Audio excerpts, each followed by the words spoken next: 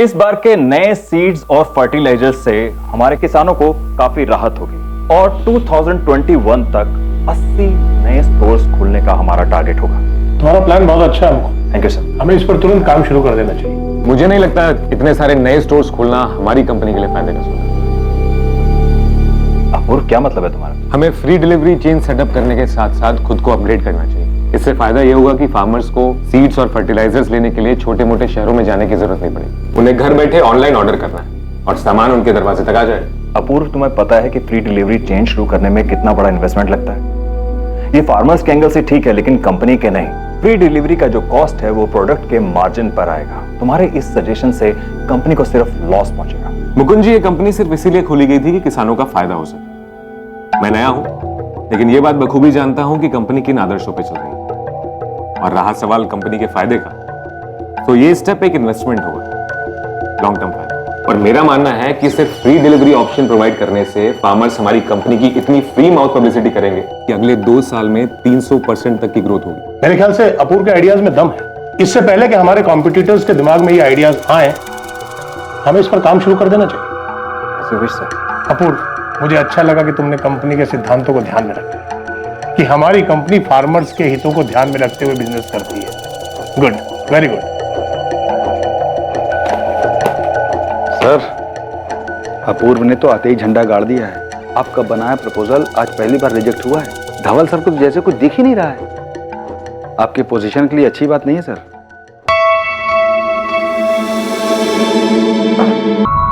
आपको वाकई मेरा आइडिया पसंद आया या फिर आपने मेरी साइड सिर्फ इसलिए ली क्योंकि मैं आपका बेटा हूं? क्योंकि मुकुंद जी को तो आइडिया बिल्कुल पसंद नहीं आया। अपूर्व, मैंने तुम्हारे आइडिया को इसलिए सपोर्ट किया था क्योंकि वो हमारी कंपनी और हमारे फार्मर्स के लिए फायदेमंद है। उस काफसे के बच्चे का काम तमाम करना है। बहुत नाक में दम कर रखा है उसने। इस बार चार्ज थोड़ा ज्यादा बैठेगा सर। बोल कितना? 10 15 दिए, लेकिन मेरा नाम बाहर नहीं आना चाहिए। पकड़ा गया तब भी नहीं। अब बेफिक्र रहो साहब, काम भी हो जाएगा और नाम भी नहीं आएगा। ये 5 लाख एडवांस, बाकी काम होने के बाद। करना कब है? तुम तैयारी करो, डेट में बताता हूँ। यश, सो जा बच्चा। क्या हो गया? सो जा, सो जा। नहीं, मम्मा थक गई। यश, क्यों रो रहा है? सो जाना। नींद नहीं आ रही है? हाँ, सो जाना। क्या हुआ यश? सो ही नहीं रहा है। आजा आजा बच्चा, आजा आजा मेरे पास आओ। आज पापा सुलाएंगे बच्चे को, हैं? मेरा बच्चा। चलो चलो मेरे साथ, चलो। आप क्या कर रहे हो? तुम 2 रात से सोई नहीं हो, सो जाओ आराम से। चलो बच्चे, बाहर चलते हैं। आजा। भाग्यश्री, मैं सोच रहा हूँ कि अपूर्व अब तैयार है। मैं रिटायर हो जाता हूँ, वो संभाल लेगा कंपनी। हाँ बिल्कुल। तो अब आपको भी ना थोड़ा सा आराम करना चाहिए।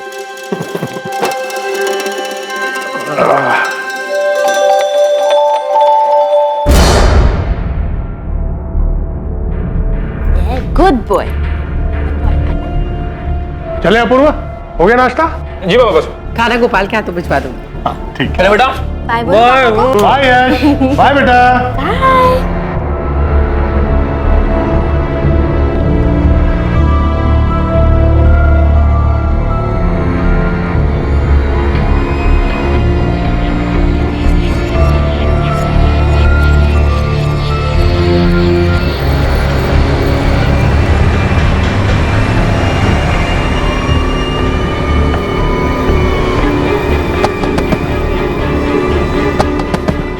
यार बेटा, इनकी भी मजबूरी है बेटा। पापा, ऐसे लोगों को ज्यादा बढ़ावा नहीं देना चाहिए। कोई बात नहीं। अब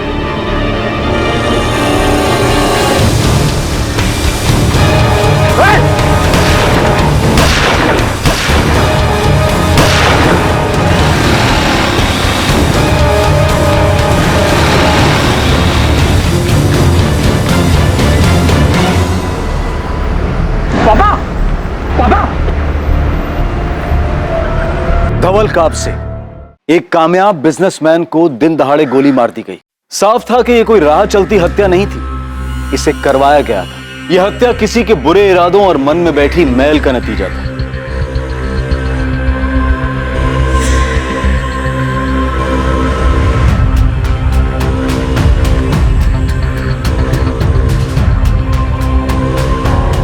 सर 4 गोलियां मारी गई है, पॉइंट ब्लैंक रेंज से। ज्यादा खून बह जाने से कार्डियक अरेस्ट हुआ और विक्टिम की मौके पर डेथ हो गई। जिस तरह से ये काम किया है प्रोफेशनल किलर ही होगा, बचने का कोई चांस ही नहीं। चारों गोलियां लोकल मेड गन की लगती हैं सर। चारों गोलियां सीने में मारी गई हैं।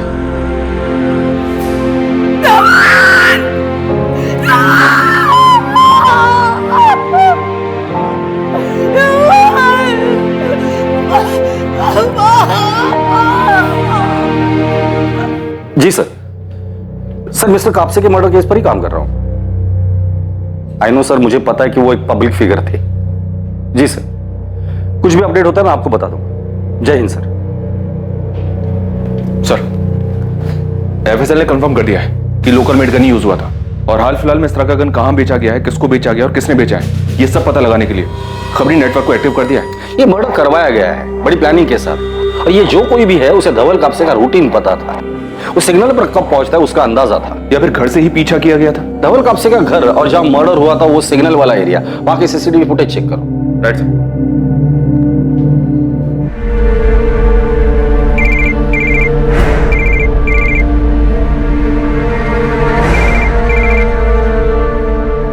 क्या हुआ?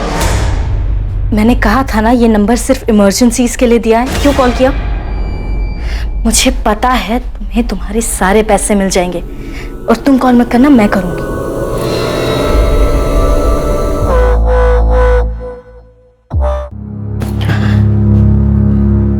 मम्मी ने दूध पिया? नहीं, सोने की कोशिश कर रही हैं। जानवी क्या हो गया है? ऐसा लगता है जैसे कोई बुरा सपना देख रहा हूं। मैं छोड़ूंगा नहीं उन्हें, जिसने भी पापा को।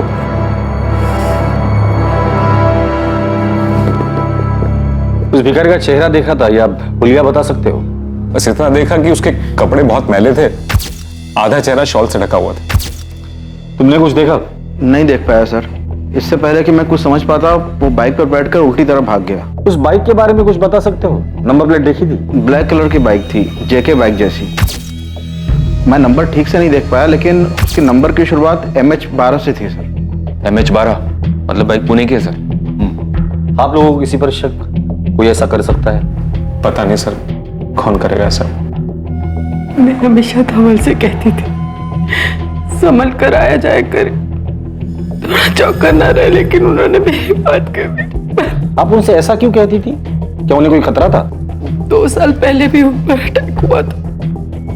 क्या बोल रहे हो आप? उस वक्त भी गोपाल उनके साथ था।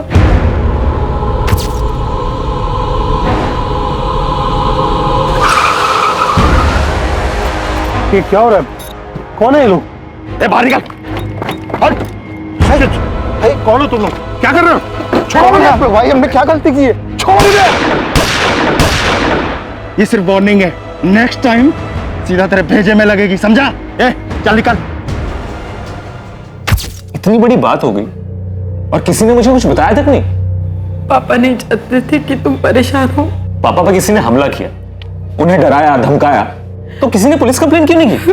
मैंने कहा था धवल से, उसने बड़े ऑफिसर से बात भी की थी, उन्हें पुलिस प्रोटेक्शन मिली थी। 6 महीने बाद उन्हें लगा कि सब ठीक है तो उन्होंने प्रोटेक्शन हटवा दी। आपको पता है ये हमला किसने किया था? धवल को शक था कि इसके पीछे सारंग सिंह और संजय जगताप का हाथ हो सकता है। वो बिजनेसमैन, उन दोनों का भी सेम बिजनेस है। पर धवल जी को ऐसा क्यों लगा था कि वो हमला संजय या सारंग ने किया होगा? 2 साल पहले धवल ने महाराष्ट्र में 5 राइस मिल शुरू किए थे। उसकी वजह से संजय और सारंग को बिजनेस में बहुत लॉस हुआ था और वो दोनों बहुत नाराज थे। क्या धवल भाव, किसानों के लिए पहले ही आपने फर्टिलाइजर और मिट्टी के रेट मार्केट में कम कर रखे। आप तो अच्छा खासा कमा रहे हो, लेकिन हमारे बिजनेस में नुकसान हो रहा है। और अब ये 5 राइस मिल खोलने की क्या जरूरत थी? पैसा तुम्हारा है भाव, खोला तो खोला। और उन किसानों से इतना महंगा धान क्यों लेना? तुम्हारी वजह से कोई भी किसान अपनी फसल बेचने को तैयार नहीं है किसी और को। देखो, मैंने ये बिजनेस किसानों को सपोर्ट करने के लिए ही शुरू किया था। आज उनकी वजह से मेरा बिजनेस अच्छा चल रहा है, तो उन्होंने जो मुझे दिया वो मैं उन्हें वापस लौटा। लेकिन आपके दान धर्म से हमारे धंधे में नुकसान होता है, उसका क्या? हमारे लिए तो यही सही होगा कि तुम अपना बिजनेस प्लान बदलो। हमारा साथ दो, ना कि उन गरीब किसानों का। अगर मैं मना कर दूं तो? क्या तकलीफ है धवल भाव? हाँ, अगर आपको कुछ हो गया तो हमको भी फिक्र होगी। उस मीटिंग के बाद ही धवल को उन गुंडों ने धमकी दी थी, और इस बार धमकी को अंजाम दे दिया। सर संजय और सारंग ने करवाया होगा, वो तो पहले से इतना चढ़े हुए थे। सर हम लोग किसानों के लिए फ्री डिलीवरी सिस्टम शुरू करने वाले थे, और ये आइडिया आप हमारे बिजनेस को नहीं पूरी इंडस्ट्री को बदल देते। तो क्या संजय और सारंग को आपके इस बिजनेस प्लान के बारे में पता था क्या? क्या आपने अपने इस प्लान को मार्केट में अनाउंस कर दिया? नहीं सर, अभी तक तो नहीं, लेकिन सर कोई तो है जिसने ये बात कंपनी में लीक की है। उस बोर्ड मीटिंग में जितने भी लोग शामिल थे, मुझे सबके डिटेल्स चाहिए।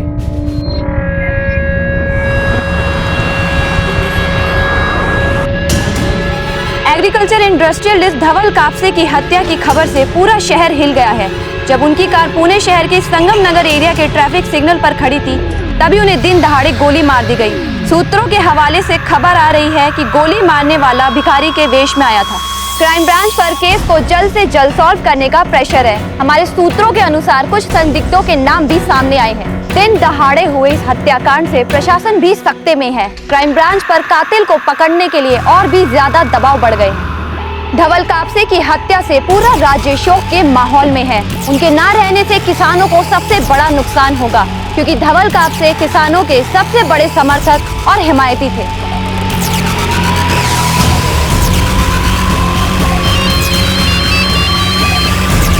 हेलो, देखा क्या? टीवी पे धवल कापसे के मर्डर की न्यूज दिखा रहे हैं।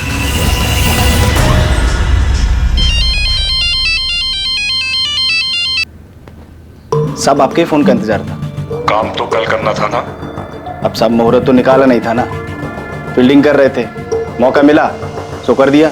ठीक है, काम सफाई से हुआ है ना, मेरा नाम आना नहीं चाहिए। साहब बिल्कुल बेफिक्र रहिए आप। और साहब वो बैलेंस अमाउंट कल रात 9 बजे मिल वहीं पर।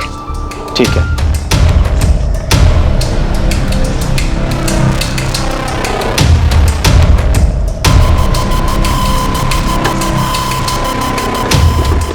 एग्रीकल्चर इंडस्ट्रियलिस्ट धवल कापसे की हत्या की खबर से पूरा शहर हिल गया है। जब उनकी कार पुणे शहर के संगम नगर एरिया के ट्रैफिक सिग्नल पर खड़ी थी, तभी उन्हें दिन दहाड़े गोली मार दी गई। सूत्रों के हवाले से खबर आ रही है कि गोली मारने वाला भिखारी के वेश में आया था। ऐसा लग रहा था कि हत्या के पीछे कई खिलाड़ी थे। इस हत्या के पीछे का मकसद एक रहस्य था, जिसका पता लगाने के लिए पुलिस को भी काफी मेहनत करनी थी। सर एक ब्लैक बाइक मिली है। संगम सिग्नल के सीसीटीवी फुटेज में तो कुछ भी क्लियर नहीं देगा, लेकिन वहां से गोला चौक की तरफ जाते हुए रास्ते पर एक सीसीटीवी में फुटेज क्लियर मिली है।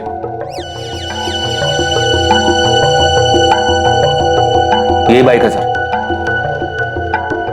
अगर प्रोफेशनल किलर्स हैं तो नंबर प्लेट भी फर्जी होगा सर। धवल कापसे के बिजनेस राइवल संजय और सारंग बुलाकर लेकर उन्हें बात करके देखते हैं, पता तो चल जाएगा कौन कितने पानी में है।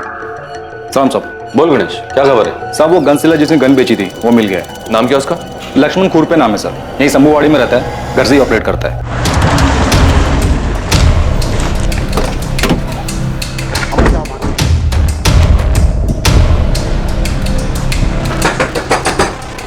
कौन है? कैसे रहे सर?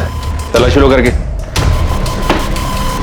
साहब ये सब क्या किया मैं?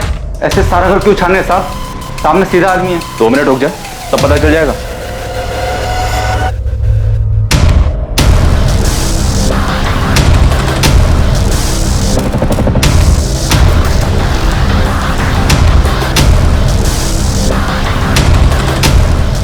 सर ये गन मिली सब।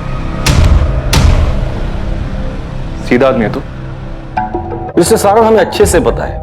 2 साल पहले आपने धवल जी को धमकी दी थी और ठीक उसके बाद ही उन पर हमला हुआ था। हाँ, उनकी वजह से हमारे बिजनेस में बहुत नुकसान हो रहा था, इसलिए मैं और संजय उनसे बात करने गए थे। अटैक वगैरह कुछ नहीं करवाया। 2 साल पहले भी पुलिस ने पूछताछ की थी, कुछ नहीं मिला। आप मेरी तरफ से बेफिक्र रहिए। आपके बिजनेस में और कोई है जो उन पर हमला करवा सकता है? मैं सिर्फ अपनी जिम्मेदारी ले सकता हूँ। धवल कापसे अपने मन की करने वाला आदमी था। अब ऐसे में उसके कितने दोस्त थे, कितने दुश्मन, ये मैं कैसे बता सकता हूँ? कभी कभी इंसान अंदर से चोट खाया हुआ होता है। आप पता लगाइए, कोई अपना तो नहीं था। चलते थे, अपना ध्यान रखना है और कोई परेशानी हो तो मुझे बताना। चलो सही था।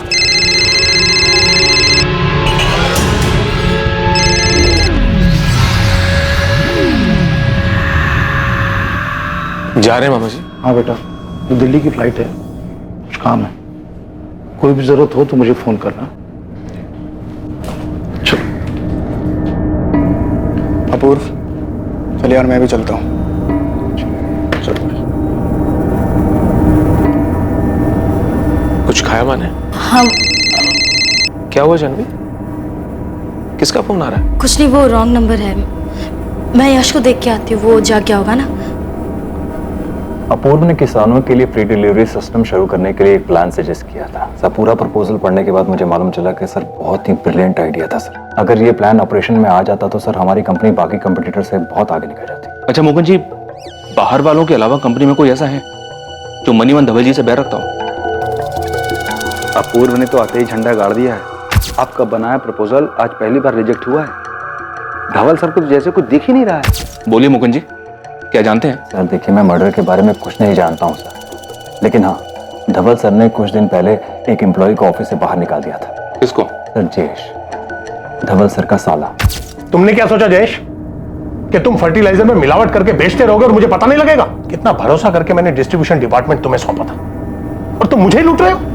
सॉरी जीजा जी, मुझे पैसों की सख्त जरूरत थी। पैसों की जरूरत थी तो मुझसे पैसे मांगते, अपनी बहन से मांग लेते। मुझे माफ कर दीजिए, एक बार भरोसा कीजिए मेरे ऊपर। मैं माफ कर रहा हूं, इसीलिए तुम्हें सिर्फ जॉब से निकाल रहा हूं, लेकिन तुमने जो भी चोरी की है वो सारा पैसा तुम्हें कंपनी में जमा करना होगा, वरना मुझे पुलिस कंप्लेंट करनी होगी। मैं गलत बात को नजरअंदाज नहीं कर सकता। जीजा जी, तुम जा सकते हो।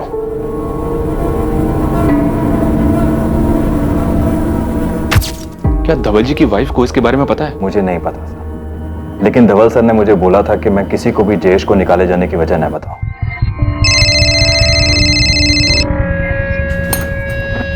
तुम बार बार कॉल क्यों कर रहे हो?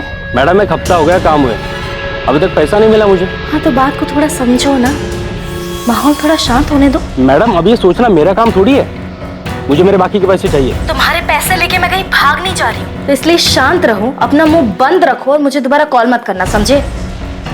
क्या हुआ? किसका फोन था? पंकज का। क्या बोला? उसे अपनी बैलेंस अमाउंट चाहिए, मैंने 3-4 दिन रुकने को कहा है। अब ये कोई नया बखेड़ा ना खड़ा कर दे। तुम टेंशन मत लो, मैं हूं ना, मैं संभाल लूंगी। हम दोनों के अलावा और भी लोग हैं जो धवल भाऊ की कंपनी की वजह से नुकसान में चल रहे हैं, तो ऐसे में दुश्मनी तो किसी की भी हो सकती है। पर आप दोनों के अलावा उन्हें धमकी देने और कोई नहीं गया था। हमारा उनसे मिलना एक कोइंसिडेंस था, उसके कुछ ही दिन बाद उन पर अटैक हो गया। अब जाहिर है उनको तो यही लगता है कि अटैक हमने करवाया, लेकिन कोई प्रूफ नहीं है, ना उनके पास था ना आपके पास है।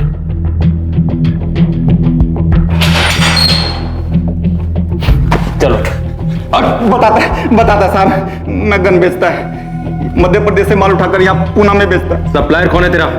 पता नहीं, मैं तो मिडिल मैन से लेता है, उसका नंबर है मेरे पास। पिछले 1 महीने में पूना में तूने कितने गन बेचे हैं और किस किस को बेचे हैं, सब बोल। पिछले महीने 2 लोगों ने लिया है। नाम बोल। मोहम्मद इरफान और प्रकाश सुरवे। बाकी डिटेल्स जल्दी बोल लक्ष्मण, बोल। सर, जिस बाइक पर शूटर भागे थे उस बाइक के ओनर का पता चल गया है, किसी सुबोध मंडल के नाम पर है। एड्रेस मिला? जी हाँ सर, उसके घर एक टीम भेज दी मैंने। गुड। और ये गन सेलर लक्ष्मण, उसने कुछ कहा? उसने 2 लोगों का नाम बताया सर। भाई कुछ भी छूटना नहीं चाहिए, पॉसिबिलिटी है कि ये लक्ष्मण इसी मर्डर केस से कनेक्टेड हो। और सर, ये धवल जी का साला जयेश, इसको धवल जी ने 6 महीने पहले काम से निकाला था। ये कंपनी में घोटाला कर रहा था, लेकिन इस बात को अंदर ही अंदर दबा दिया गया था। जयेश को बोलो बात करते। वो अभी दिल्ली में है सर, परसों पुणे आ रहा है, मैंने बुलाया उसे। एक काम करो, धवल जी के फैमिली मेंबर्स के सबके कॉल डिटेल्स निकालो, शायद वहीं से हमें कुछ मिल जाए। Right sir. सर, ये बाइक का मालिक सुबोध भावे। MH12AF145H बाइक तुम्हारी है? हाँ साहब। ये बाइक एक मर्डर में इस्तेमाल हुई है, सच सच बता क्या किया तूने? क्या बात कर रहे हैं साहब, पिछले महीने मेरी बाइक चोरी हो गई थी, मैंने कंप्लेन भी किया था। कौन से पुलिस स्टेशन में? MS नगर पुलिस स्टेशन।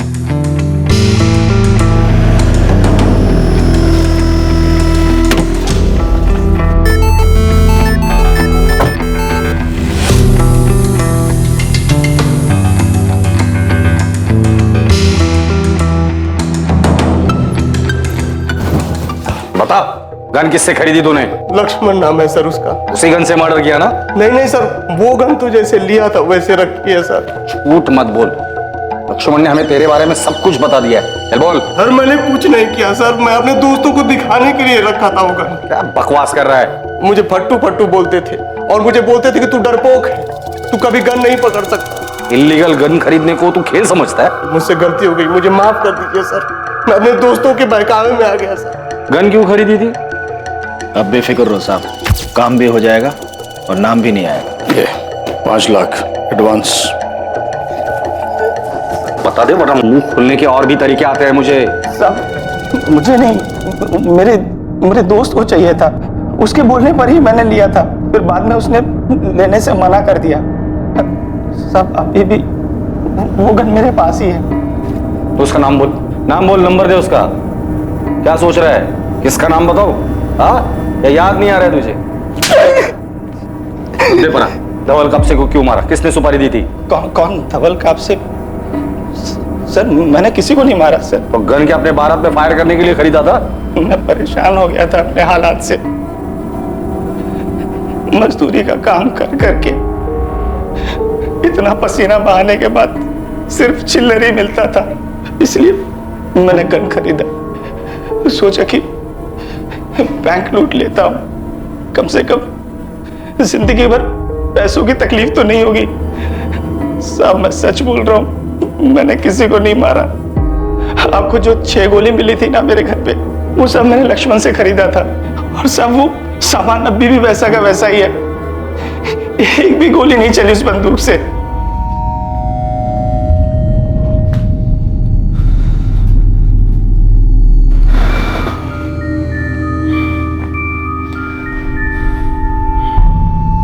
यार अब बर्दाश्त के बाहर हो गया है ये धवल का नाटक। हाँ यार, कुछ इंतजाम करना पड़ेगा उसका।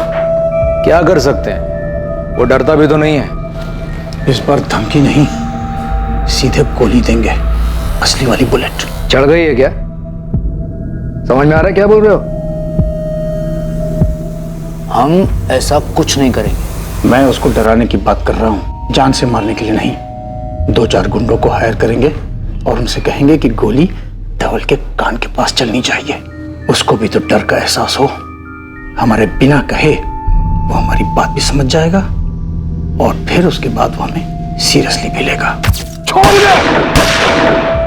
ये सिर्फ वार्निंग है, नेक्स्ट टाइम सीधा तेरे भेजे में लगेगी, समझा? सर हमने इरफान और प्रकाश दोनों की खरीदी हुई गन और बुलेट सीज कर एफएसएल को भेज दी थी, पर एफएसएल की रिपोर्ट के हिसाब से दोनों ही गन इस्तेमाल नहीं हुई है और बुलेट्स भी वैसी ही हैं। मैंने इरफान का बैकग्राउंड भी चेक किया सर, शक्कर ने जैसा कुछ मिला नहीं।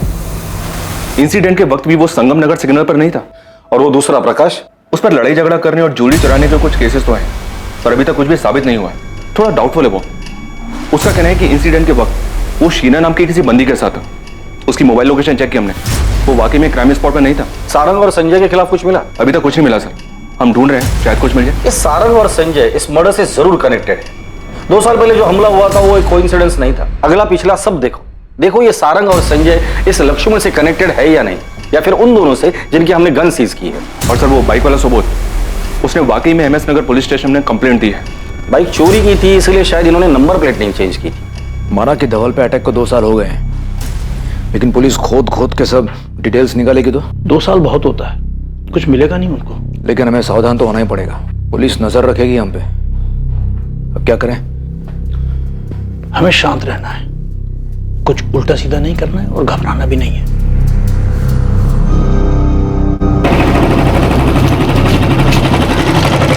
बोल गणेश, क्या खबर है तेरे पास? बहुत बड़ी खबर है सर, मेरी टीम ने ना जमकर काम किया। खबर काम किया ना, तो इनाम भी पूरी टीम को मिलेगा। चल बता। सर सबसे पहली खबर, धवल का साला जयेश, वो घर का भेदी निकला। धवल के बिजनेस राइवल सारंग सिंह के यहाँ काम करता है। कब से? 5-6 महीने से कर रहा है। मतलब जब से धवल जी ने उसे काम से निकाला था उसके बाद से? हाँ, काप से एग्रो सोल्यूशन से निकाले जाने के बाद मैंने सारंग साहब के यहाँ ज्वाइन कर लिया था। ये बात तुम्हारे जीजा को पता थी? नहीं, जयेश नहीं चाहता था कि ये बात धवल भाव को मालूम हो। हाँ, चोरी करना तो उसकी आदत है, पर ये बात क्यों छुपाई? क्योंकि मैं अपनी बहन के घर का माहौल खराब नहीं करना चाहता था। मैंने मान लिया था कि मुझसे गलती हुई है, और जीजा जी ने कहा था वो ये बात किसी को नहीं बताएंगे। उसके बाद मैंने सारंग सिंह के यहाँ ज्वाइन कर लिया और जीजा जी को नहीं बताया। मतलब तुम घर में घुसकर कंपनी की जासूसी कर रहे थे, पर धवल जी को तुम्हारे बुरे इरादों की कोई खबर नहीं थी, और तुम चोरी छुपे इसका फायदा सारंग को देते रहे। हाँ, जयेश ने मुझे कुछ अंदर की बातें बताई और मेरी कंपनी को फायदा हुआ। लेकिन ये धोखाधड़ी ज्यादा दिन नहीं चली। धवल जी को इसके बारे में पता चला तो उन्होंने बिजनेस में जासूसी करने का चार्ज लगाने की धमकी दी। आप लोग डर गए और उन्हें मार दिया। जयेश, तुमने फ्रॉड किया, उसके बाद तुम निकाले गए, फिर तुमने अपने जीजा के बिजनेस लेवल से हाथ मिलाया, तुम्हें तब भी चैन नहीं मिला, तो तुमने किस्सा ही खत्म कर दिया। आप भूल रहे हैं कि वो मेरे एक्स बॉस थे, लेकिन मेरी बहन के पति भी थे, और मैं अपनी बहन से बहुत प्यार करता हूं। सर अब दूसरी खबर, अपूर्व के जिगरी दोस्त उमेश की। वो भी किसी राइवल के यहाँ काम करता है? उससे भी बड़ी खबर है सर, ये संजय के दूर का रिश्तेदार है। मतलब यहाँ भी राइवल कनेक्शन? सर मेरे को तो लगता है ना, इन दोनों ने मिलकर कांड किया है। सर संजय जगताप मेरे मामा लगते हैं, वो मेरी माँ के चचेरे भाई हैं, मेरी फैमिली उनके क्लोज है सर, मैं नहीं हूँ। झूठ मत बोलो उमेश, हम अच्छी तरह से जानते हैं कि संजय ने बिजनेस सेट करने में तुम्हारी काफी हेल्प की है या नहीं? हाँ सर की है। और तुम ये एहसान चुकाने के लिए धवल जी की इंफॉर्मेशन देते थे उसे? नहीं सर, ऐसा बिल्कुल नहीं है सर। अपूर्व बचपन से मेरा बेस्ट फ्रेंड है, उसकी फैमिली मुझे अपनी फैमिली जैसी लगती है। और संजय मामा ने जो किया वो एहसान नहीं, मदद थी, दान नहीं, लोन दिया था उन्होंने, जिसकी इंस्टॉलमेंट मैं आज भी दे रहा हूँ सर। अगर उन्होंने इसके बदले में ऐसा कुछ करने के लिए मेरे को बोला भी होता, तब भी मैं 1 मिनट के लिए इस बारे में नहीं सोचता सर। उमेश से मैं कभी ऐसा कुछ नहीं कहूंगा। उमेश अपूर्व के बचपन का दोस्त है। उमेश की फैमिली और मेरे बीच अच्छे रिलेशंस हैं, पर उमेश अपूर्व की फैमिली से ज्यादा क्लोज है। चलो मान लिया ये मर्डर आप लोगों ने प्लान नहीं किया था, लेकिन मैं अच्छे से जानता हूं 2 साल पहले जो हमला हुआ था वो आप लोगों ने ही करवाया था। हाँ, वो अटैक हम नहीं करवाया था, पर सिर्फ धमकाने के लिए। मर्डर करने का हमारा कोई इरादा नहीं था, और ना ही उस मर्डर में हमारा कोई हाथ है। धवल जी के बिजनेस राइवल संजय और सारंग से हम लोगों ने पूछताछ की, अभी तक कुछ सामने नहीं है। सर अगर संजय और सारंग ने ये सब नहीं किया तो और कौन हो सकता है जो पापा को चोट पहुंचाने के बारे में सोच सकता है? आपके ऑफिस या रिलेटिव्स भी कोई ऐसा है जिसके आप लोगों के साथ अनबन हुई हो और उस इंसान ने वो कड़वाहट अपने दिल में रखी हो? सर मैं दावे के साथ तो नहीं कह सकता, पर हमारी कंपनी के head of operation Mukund Patil, उन्हें मेरे काम करने से दिक्कत थी, और पापा मुझे और मेरे आइडियाज को सपोर्ट करते थे, तो शायद उन्हें उनसे भी दिक्कत हो गई। ये सच है, अपूर्व को काम की समझ नहीं है। अगर वो धवल सर का बेटा नहीं होता तो शायद इस कंपनी में उसे काम करने का मौका नहीं मिला होता। और आप ये भी सोचिए कि मुझे अगर प्रॉब्लम अपूर्व से थी तो मैं अपूर्व को मारता ना, धवल सर को नुकसान नहीं पहुंचाता। शायद आप मारना अपूर्व को ही चाहते थे, लेकिन गलती से धवल जी की मौत हो गई। झूठ है ये सब, ऐसा मैंने कुछ नहीं किया। अगर आपको ऐसा लगता है इन सबके पीछे मेरा हाथ है तो आप सबूत लाइए, मैं आपके पास खुद आ जाऊंगा जहां आप बोलेंगे। सर एक और खबर है, इन दोनों से ज्यादा बड़ी और ज्यादा चौंकाने वाली। क्या? सर आपने मेरे को बोला था कि काप से फैमिली पर नजर रखो, मैंने रखी। धवल का बेटा अपूर्व अभी 6 महीना पहले 1 नंबर का सट्टेबाज था, सर के ऊपर बहुत बड़ा कर्जा था। और ये बात शायद किसी को अच्छी नहीं लगी। कहीं किसी ने अपूर्व का गुस्सा उसके पिता धवल कापसे के ऊपर तो नहीं निकाला, या फिर टारगेट अपूर्व था लेकिन मारे गए धवल कापसे? सर ये कापसे फैमिली तो बहुत कुछ दबा कर बैठी है। ये अपूर्व सट्टेबाज था, कर्जा है उस पर, और पता नहीं क्या क्या किया होगा। अपूर्व की बीवी जानवी, वो भी बड़ी छुपी रुस्तम है। मतलब सर? कॉल रिकॉर्ड से पता चलता है कि जानवी पंकज मिश्रा नाम के गुंडे के लगातार कांटेक्ट में है। उसके बैंक डिटेल से पता चलता है कि जानवी ने अपने अकाउंट से पंकज मिश्रा की बीवी जूही के अकाउंट में 3 बार 2-2 लाख करके 6 लाख की पेमेंट की है। अजीब है सर, पंकज जैसे गुंडे के टच में है, किसी बात के पैसे देती है, वो भी ऐसे टेढ़े तरीके से। बुलाओ दोनों को, देखते हैं क्या कहानी सुनाते हैं।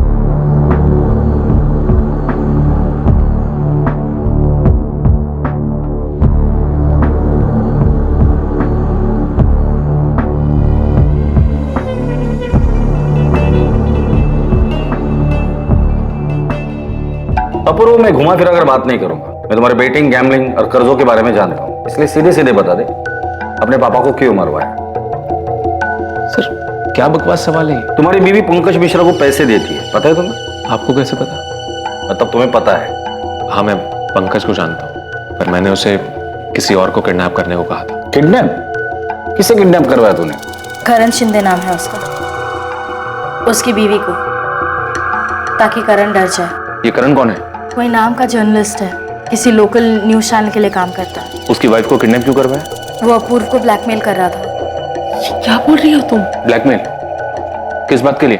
सर उसके पास मेरा एक वीडियो था एस्कॉर्ट गर्ल के साथ, और वो उसे ऑनलाइन करने की धमकी दे रहा था। मैंने बहुत मिन्नतें की सर उससे, पर वो मान ही नहीं रहा था। पैसे चाहिए थे सर उसे। तो पुलिस के पास क्यों नहीं गए? और मैटर खुद को ही सेटल करना था तो दे देते पैसे। सर मैं तैयार था, पर वो 10 करोड़ रुपए मांग रहा था। कहां से लाता सर 10 करोड़? और अगर दे भी देता तो उसका क्या भरोसा, डबल क्रॉस कर जाता तो उसे डराने के लिए तुमने गुंडे को हायर किया? हाँ सर, पंकज ने जर्नलिस्ट की वाइफ को किडनैप किया और जर्नलिस्ट को ब्लैकमेल करने लगा। मैंने अपने स्टिंग वीडियोस के सारे ओरिजिनल कॉपीज ले लिए। तुम्हारी बीवी भी इन्वॉल्व है इसमें? जिस आदमी ने करण की वाइफ को किडनैप किया वो मेरे मायके में ड्राइवर था।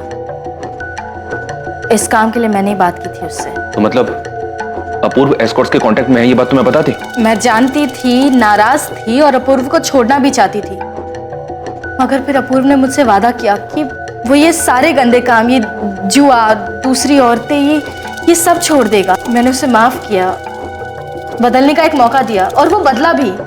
मगर फिर 6 महीने बाद मुझे ये वीडियो मिला, किसी नाराज जर्नलिस्ट ने भेजा था।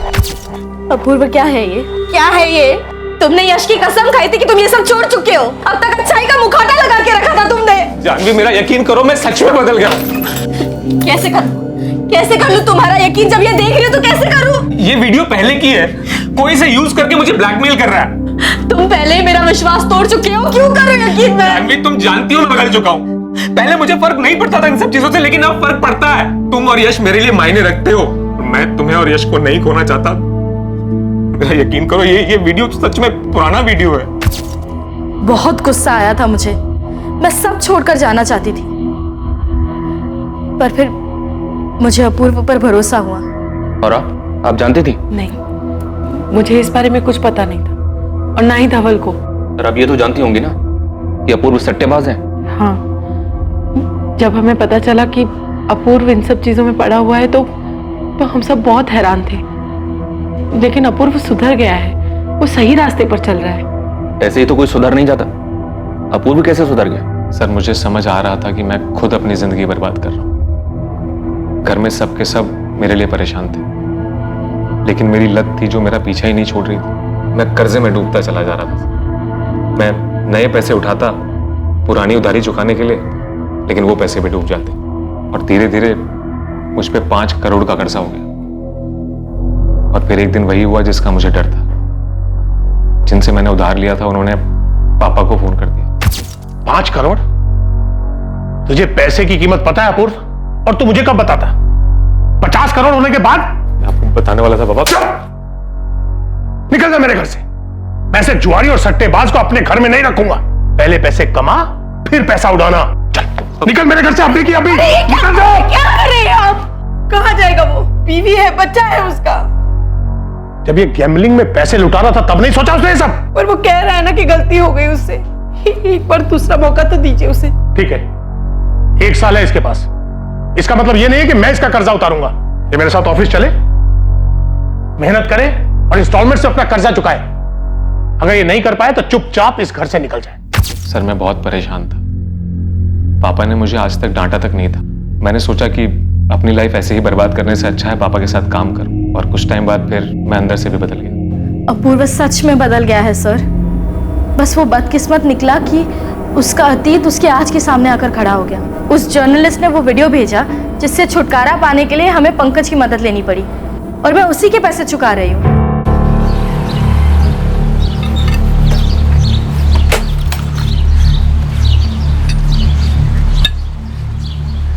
गणेश भाई, अरे नीलेश, वो ब्लैक जेके बाइक का कुछ पता चला क्या? अभी तक नहीं भाई। पुणे के सारे डीलर से बात हो चुकी है, पर किसी को पता नहीं उस बाइक के बारे में। पक्का? तूने तसल्ली कर ली हर जगह? हाँ भाई, एक काम करता हूँ, फिर से दोबारा से पूछ लेता हूँ लोगों से। देख ले, क्या पता तेरे से कुछ छूट गया हो। नीलेश, एक बात बता, ये चोरी की गाड़ियाँ तो तेरे पास भी आती है ना? तू भी तो डील करता है ना? तो कहना क्या चाह रहा था? ये सब काम करना मैंने कब का छोड़ दिया है। 6 महीने हो गए उससे दूर होकर। अच्छा ठीक है, नाराज क्यों हो रहा है? जा सुन, काम मत छोड़, ढूंढता रहे, ठीक है? चल। सर, एक बड़ा ब्रेक मिला है। क्या? शूटर और मास्टरमाइंड के बीच का लिंक मिला है। कहां से? कौन है वो? सर, गणेश ने टिप दी कि संजय और सारंग शाइनिंग मून बार में अक्सर मिलते हैं, तो मैंने वहां के अंदर के सीसीटीवी फुटेजेस निकलवाए, वहीं से पता चला।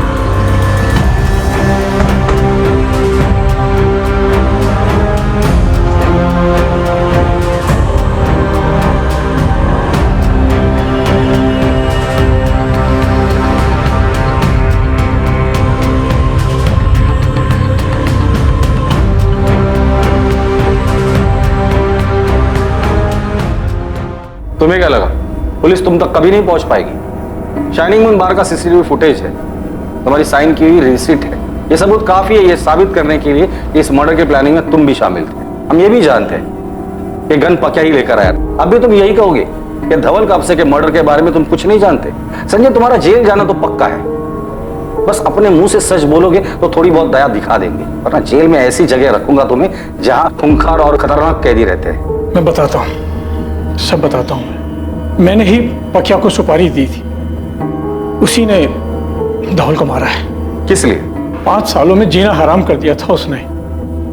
बिजनेस में घाटे पर घाटा हुआ जा रहा था। बहुत समझाया पर वो हमारी एक नहीं सुन रहा था। सारंग भी शामिल था इसमें? नहीं सर, वो तो मर्डर का नाम सुन के ही डर गया। मैंने सोच लिया कि अब ये काम मुझे अकेले ही करना होगा। अब जेल में भी अकेले ही सड़ना। आखिरकार धवल कापसे की हत्या का साजिश करता सलाखों के पीछे था, और हत्या के पीछे की जो वजह सामने आई वो बिजनेस राइवलरी थी। अब पुलिस को सिर्फ एक आखिरी खिलाड़ी को पकड़ना था, जिसके बाद ये केस क्लोज हो जाता। दूसरी तरफ हत्या का खुलासा होने से धवल के परिवार को उनके सवालों के जवाब मिल गए, और 7 दिनों की खोजबीन के बाद पुलिस ने पकिया को भी पकड़ लिया। पकिया ने अपने बयान में कुछ ऐसे खुलासे किए जिसकी किसी ने उम्मीद भी नहीं की थी। इस खुलासे के बाद सवाल उठने लगा कि क्या यह केस वाकई अपने अंजाम तक पहुंच गया था। 2 साल पहले मैंने ही धवल कापसे पर अटैक किया था, क्योंकि इसके लिए मुझे संजय जगताप ने बोला था, और इस बार भी संजय जगताप ने ही धवल कापसे की सुपारी दी थी। पर सर, मैं वो नहीं हूं जिसने धवल को मारा है। अब ये मत बोलना कि तूने नहीं, तूने चलाई बुलेट ने उसे मारा है। नहीं कहूंगा सर, पर सच्चाई यही है कि धवल को लगने वाली गोली ना तो मेरी बंदूक से निकली थी और ना ही उसे चलाने वाले मेरे हाथ थे। सब मैं तो खुद ही हैरान था कि जो सुपारी मेरे हाथ में थी तो फिर उसे मेरे मारने के 1 दिन पहले किसने मार दिया। पर मेरे लिए तो ये मौका था कि संजय से झूठ बोलकर अपने बचे हुए 10 लाख रुपए लेने का। इसकी क्या गारंटी कि तू इस बार भी झूठ नहीं बोल रहा है? सब मैं आपको पहले ही बोल चुका हूं कि मर्डर वाले दिन मैं उस जगह था ही नहीं। सर, मैंने हर चीज को डबल चेक किया। ये पकिया झूठ नहीं बोल रहा है। ये मर्डर के टाइम पर शीना के साथ ही था, और जहां शीना काम करती है वहां आसपास भी इंक्वायरी की। मर्डर वाले दिन वहां पकिया को शीना के साथ देखा गया था। अगर पकिया सच बोल रहा है फिर धवल कापसे का मर्डर किया किसने? इस केस में कुछ तो है जो हमारी नजर से छूट रहा है। किसने उठाई होगी सुपारी? नहीं, गणेश को बोलो जल्द से जल्द उस बाइक का पता लगाए।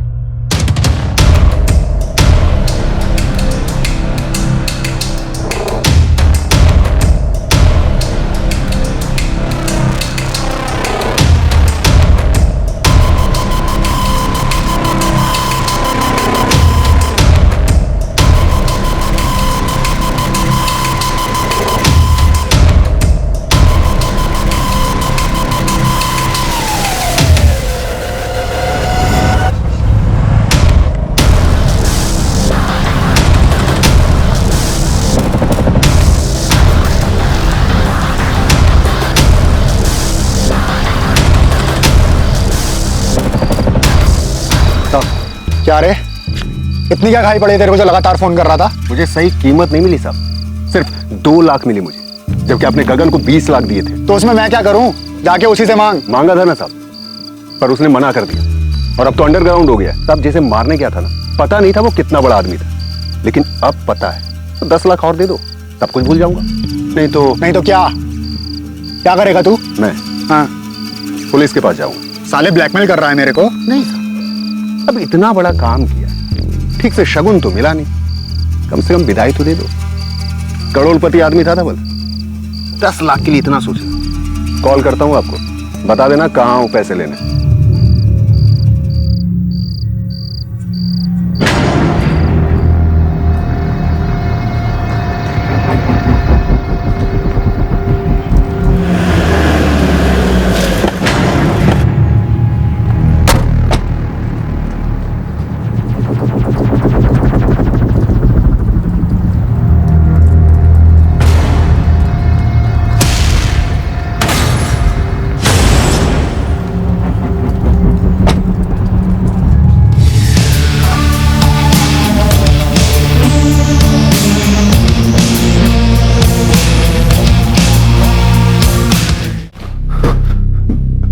मैं उमेश को तो जानता ही नहीं साहब। गगन ने मुझे कांटेक्ट दिया था। कौन गगन? हिस्ट्री शीटर था साहब, उससे दोस्ती थी मेरी। धवल कापसे की सुपारी भी उसी ने उठा था। उस वक्त तो मुझे पता भी नहीं था कि हम किसे मारने जा रहे हैं, लेकिन बाद में जब टीवी पर न्यूज देखा तब जाकर मुझे समझ में आया कि गगन को इस सुपारी के ढेर सारे पैसे मिले, लेकिन मुझे वो 2 लाख में टरका दिया। मैंने उससे पूछा भी, तू ठीक नहीं कर रहा है गगन, मुझे मालूम है कम से कम तूने 15-20 पेटी उठाया होगा, मैं सिर्फ 5 मांग रहा हूं। देख, मेरे को जो देने का था वो मैंने दे दिया। वैसे भी मर्डर मैंने किया था, तू तो सिर्फ बाइक पे बैठा था, समझा? मैं साथ में नहीं था क्या? अब ये सब बात छोड़ो, सीधे सीधे मुझे पैसे दो, नहीं तो मैं सीधा जा रहा हूं पुलिस के पास। जा, तेरे को क्या लगता है वो तेरी आरती उतारेंगे? पहले तो तेरे को अंदर लेंगे, अच्छी खातिरदारी करेंगे। आज के बाद से तो मैं अंडरग्राउंड हो रहा हूं, फिर किसी का बाप भी मेरे को ढूंढ नहीं पाएगा। उसके बाद वो गगन ने नीलेश को मेरा नंबर दे दिया और वो पैसों के लिए हाथ धोकर मेरे पीछे पड़ गया सर। इससे पहले भी मैंने सेटलमेंट्स वाले छोटे मोटे काम कराए हैं सर उससे। तो सर इस बार भी मैंने उसी को बोला।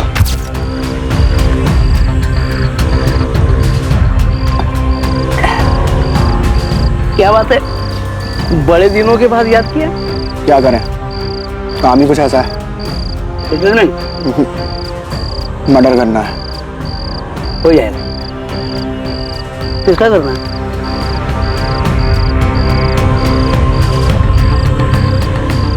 अरे ये वो बड़ा बिजनेसमैन धवल कब से है ना, बड़ी मछली है, मेहनत भी बहुत करनी पड़ेगी और रुपया भी ज्यादा पड़ेगा। कितना चाहिए?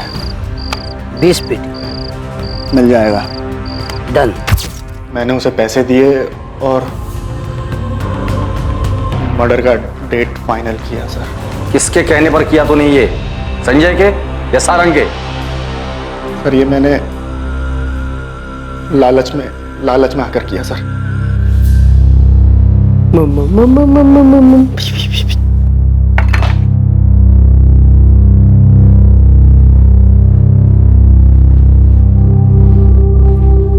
क्या हुआ इंस्पेक्टर साहब, कोई और भी पकड़ा गया क्या? हाँ, एक और शूटर, पर उन लोगों ने ये काम नहीं किया था।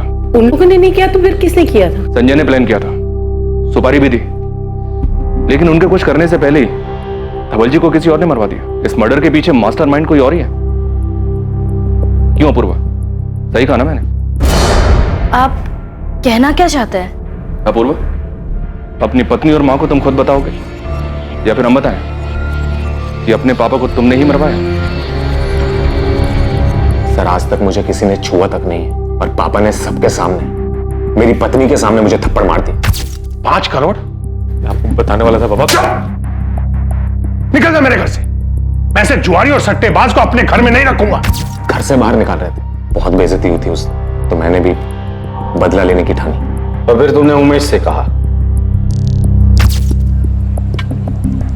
समझते क्या है वो खुद को, इतना बड़ा कारोबार है और मैंने मांगा क्या था?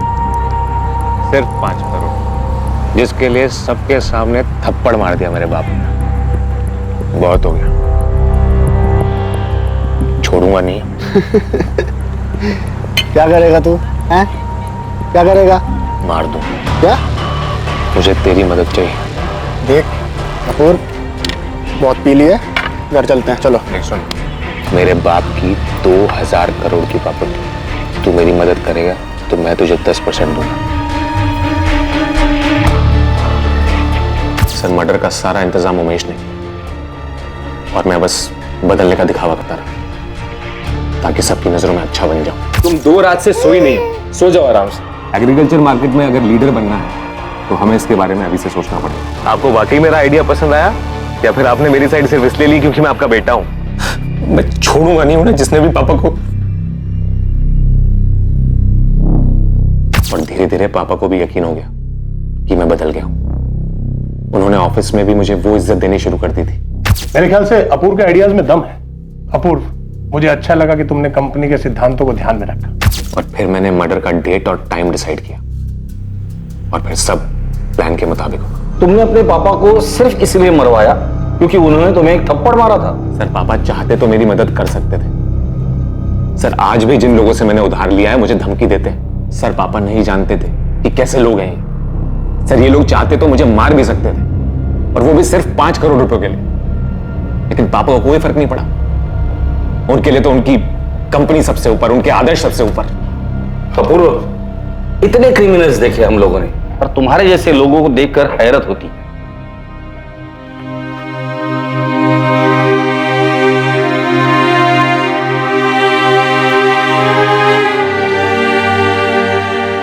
धवल इंसान पहचानते थे। उन्होंने हमेशा कहा कि अपूर्व भरोसे के लायक नहीं, उससे कोई उम्मीद न रखो। लेकिन मां का दिल है ना, मानता ही नहीं था। आज मैं गलत साबित हो गई। नहीं मम्मी, आपने और पापा ने हमें हमेशा बहुत सारा प्यार दिया। पापा पता नहीं कितने लोगों के इंस्पिरेशन थे। उनका खुद का बेटा उनसे कुछ सीख नहीं पाया। इसमें आपकी गलती नहीं है, उसी की बदकिस्मती।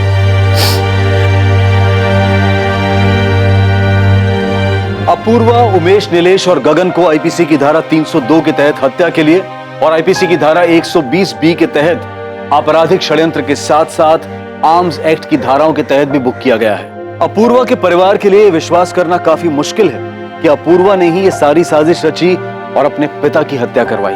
हमने असंभव को संभव होते सुना है, बुराई को अच्छाई में बदलते सुना है, लेकिन किसी चीज के लालच से इंसान में आया हुआ बदलाव अस्थिर होता है। किसी भी इंसान में बदलाव किसी चीज, वस्तु या लालच को पाने के इरादे से परे होना चाहिए। जब इंसान को खुद एहसास हो और उसे अंदर से बदलने की इच्छा हो, बदलाव तभी संभव है। सोमवार रात 10:30 बजे देखिए हमारा अगला एपिसोड। अब मैं अनूप सोनी आपसे विदा लेता हूं, और याद रखें, क्राइम और आपके बीच में सिर्फ इतना फर्क है कि आप कितने सतर्क हैं। सतर्क रहें, सुरक्षित रहें। जय हिंद।